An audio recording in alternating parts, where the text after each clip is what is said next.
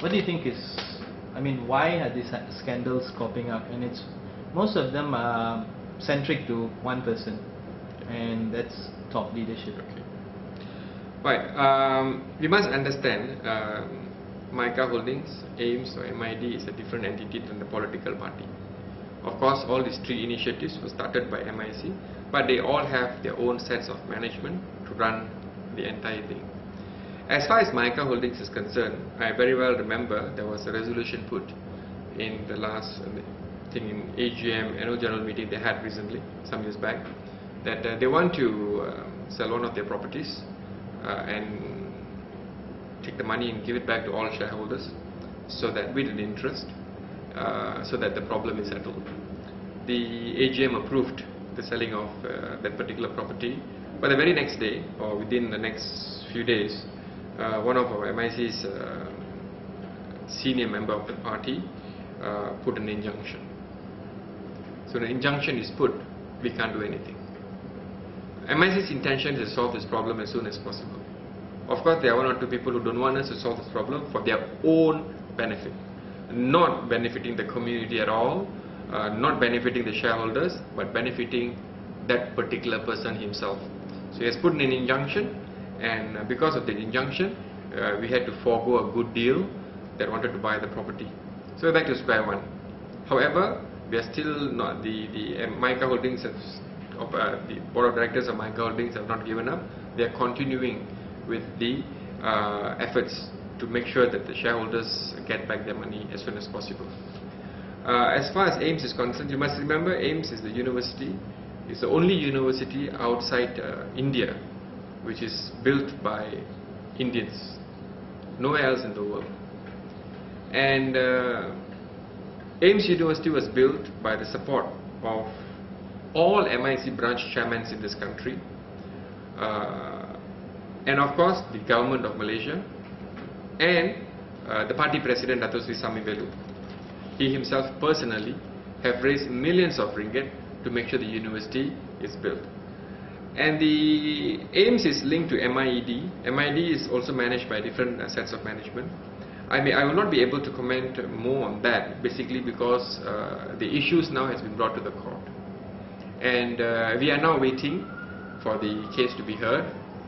And we are very certain when the case is heard, it is a very straightforward case, a very, very straightforward case. When the case is heard, we are quite certain that the judgment would be fair to us, because we have heard the case presented, and rather than commenting on it right now, I would rather abstain, and we are actually looking forward for this case to be heard in the court of law, so that the Malaysian public will exactly know what transpired, what went wrong.